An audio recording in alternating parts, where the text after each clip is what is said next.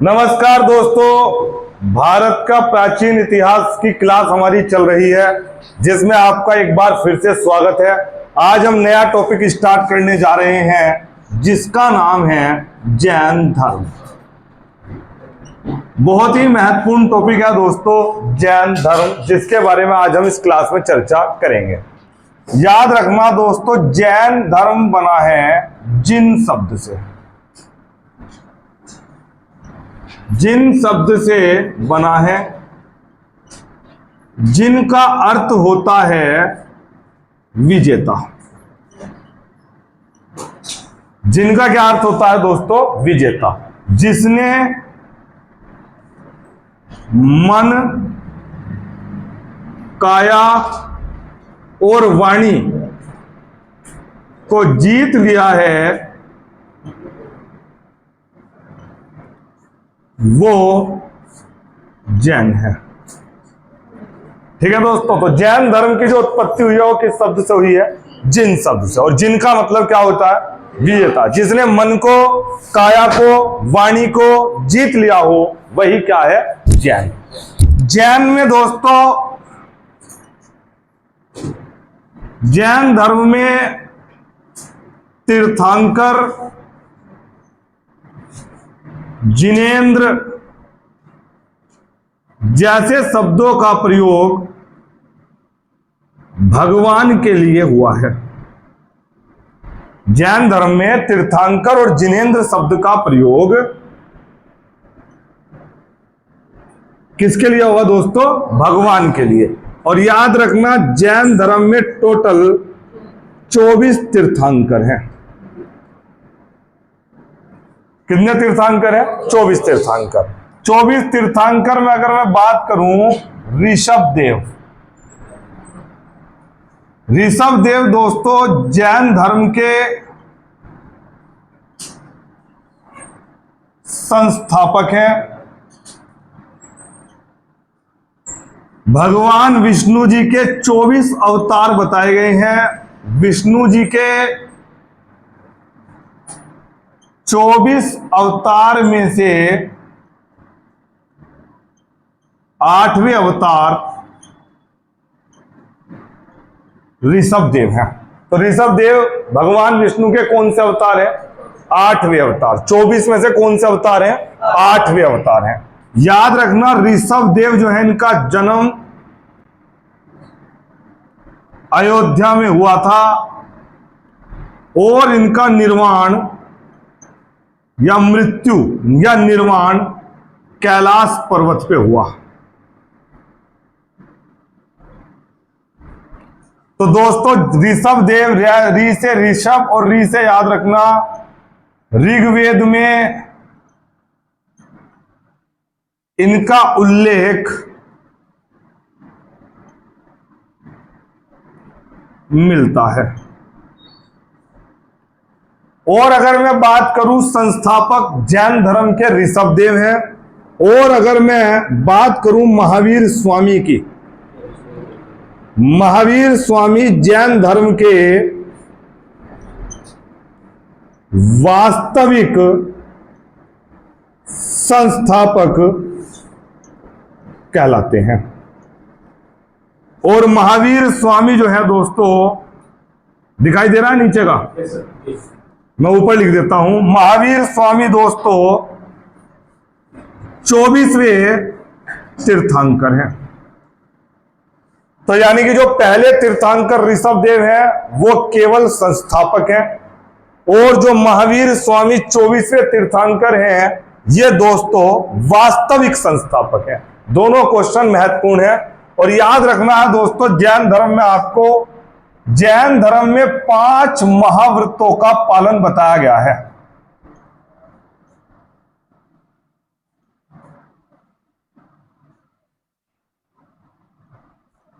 जैन धर्म में अगर आपको जैन बनना है, जैन साधु बनना है, जैन महात्मा बनना है, तो आपको 5 महाव्रत का पालन करना ही पड़ेगा, तभी आप जैन कहलाएंगे। 5 महाव्रत कौन कौन से हैं दोस्तों? सत्य, नंबर 2 अहिंसा, नंबर 3 अस्ते। अस्ते का मतलब होता है चोरी न करना, चोरी न करना। नंबर 4 है अपरिग्रह। अपरिग्रह का मतलब होता है संपत्ति का त्याग। और नंबर 5 है दोस्तों ब्रह्मचर्य। तो 5 महाव्रत का पालन अनिवार्य है। जो 5 महाव्रत का पालन करेगा वही जैन कहलाएगा। 5 महाव्रतों का पालन जैन धर्म में अनिवार्य है। याद रखना, जो शुरू के 4 महाव्रत हैं, जो शुरू के 4 महाव्रत हैं दोस्तों, ये बताए गए हैं। देखने में थोड़ी सी कॉम्प्लिकेशन आएगी, लेकिन मैंने बताया था आपको कि सिर्फ आपको कंटेंट पे ध्यान देना है। शुरू के जो 4 महाव्रत हैं ये बताए हैं दोस्तों पार्श्वनाथ ने।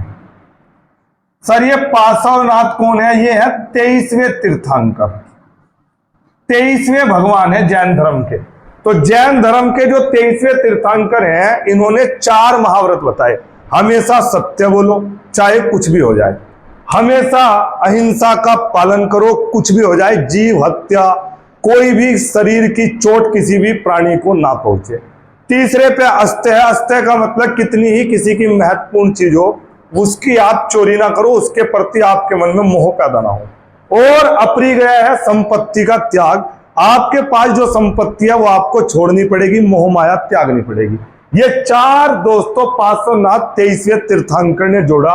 और जो ब्रह्मचर्य 5वां महाव्रत है, ये महावीर स्वामी जी ने ऐड किया। महावीर स्वामी जी 24वें तीर्थंकर है। तो जैन धर्म में कितने महाव्रत का पालन अनिवार्य है? 5। आज की क्लास में मैंने आपको पढ़ाया जैन धर्म। जैन जिन शब्द से बना है, जिनका अर्थ होता है विजेता। जिसने मन काया वाणी को जीत लिया वो जैन है। जैन धर्म में जिनेंद्र तीर्थंकर भगवान के लिए यूज होता है। और कितने भगवान है? 24 तीर्थंकर। 24 में हमने पहले पढ़े ऋषभदेव, 24 में पढ़े महावीर स्वामी, उसके बाद हमने पढ़े 5 महाव्रत। ठीक है दोस्तों, उतारो। महावीर स्वामी जो अंतिम तीर्थंकर हुए, इनके बारे में चर्चा करते हैं दोस्तों।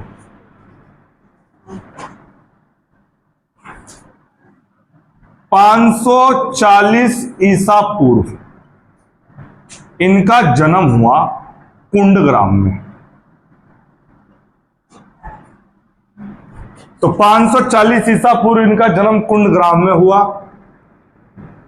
बचपन का नाम वर्धमान।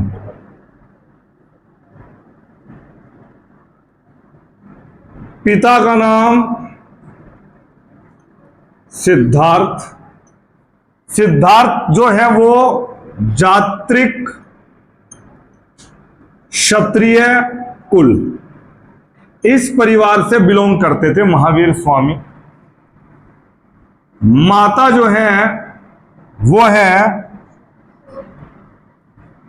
लिच्छवी गणराज्य से बिलोंग करती हैं। माता जी जो इनकी है वो लिच्छवी गणराज्य से बिलोंग करती थी। और लिच्छवी की एक खासियत है दोस्तों, भारत का पहला गणतंत्र राज्य। सर ये बात समझ में नहीं आई। उस समय हमारे देश में सारे राज्य क्या थे दोस्तों? राजतंत्र था सब में। राजा का लड़का ही राजा बनता था।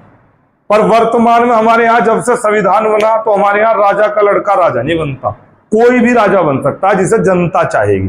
तो हिंदुस्तान में पहला गणराज्य था लिच्छवी, जिसके राजा को राजा नहीं जनता चुनती थी। तो भारत का पहला गणतंत्र राज्य कौन सा है? लिच्छवी। लिच्छवी गणराज्य से इनकी माता थी और जात्रक क्षत्रिय कुल से इनके पिता थे। पत्नी का नाम था इनकी यशोदा। पत्नी का नाम क्या था? यशोदा। और एक पुत्री हुई इनकी, उसका नाम था प्रियदर्शनी। और दामाद जो थे इनके, उनका नाम था जामुल। मोस्ट इंपोर्टेंट, अभी जामुल नाम पे चर्चा करेंगे। 30 वर्ष की आयु में 30 वर्ष की आयु में इनके मां बाप की मृत्यु के बाद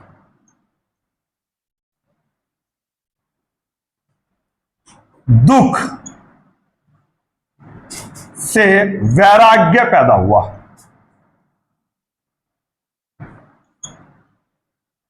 मतलब ये सर कैसे महावीर स्वामी बने, इन्होंने कैसे तपस्या करी? जब ये 30 साल के थे तो मां बाप की मृत्यु होगी। मां बाप की मृत्यु से इन्हें दुख हुआ, और दुख से इनके मन में क्या पैदा होगा?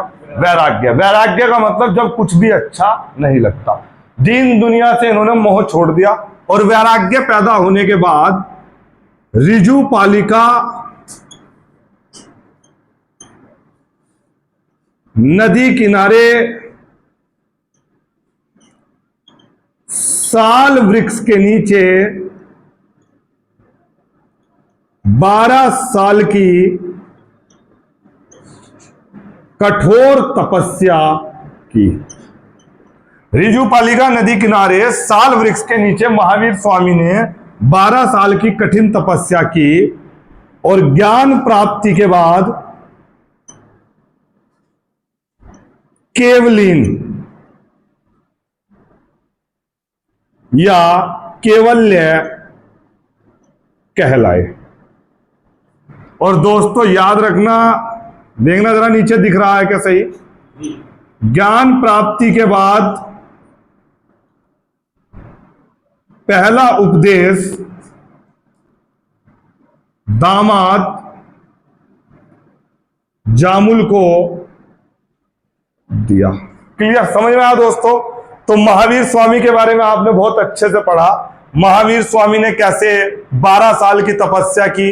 540 ईसा पूर्व में इनका जन्म हुआ। जन्म के बाद इन्होंने 30 साल की एज में घर छोड़ा। घर छोड़ने के बाद 42 साल की आयु थी इनकी जब महावीर स्वामी महावीर कहलाए। और ज्ञान प्राप्ति के बाद क्या कहलाएंगे? केवलीन। याद रखना, महावीर स्वामी के जो शिष्य हैं उन्हें निग्रंथ अर्थात बंधन मुक्त, निग्रंथ का मतलब होता बंधन मुक्त कहा गया है। महावीर स्वामी ने ज्ञान प्राप्ति के बाद अपने उपदेश अर्ध मागधी, बोले तो प्राकृत भाषा में दिए। ठीक है दोस्तों, यहां तक किसी को कोई प्रॉब्लम? लिख लो। ठीक है दोस्तों, समझ में आया? महावीर स्वामी के बारे में आपने पढ़ा। 540 ईसा पूर्व जन्म हुआ। पिता का नाम सिद्धार्थ, माता का नाम, ओहो माता का नाम रह गया दोस्तों त्रिशला। लिच्छवी गणराज्य भारत का पहला गणराज्य है। यह लिच्छवी गणराज्य की पुत्री थी। लिच्छवी गणराज्य शासक की लड़की थी माता त्रिशला। और ऋजुपालिका नदी किनारे इन्होंने जंबिक गांव नालंदा में तपस्या की थी। और कठोर तपस्या के बाद ये क्या कहलाए? केवली। ठीक है दोस्तों।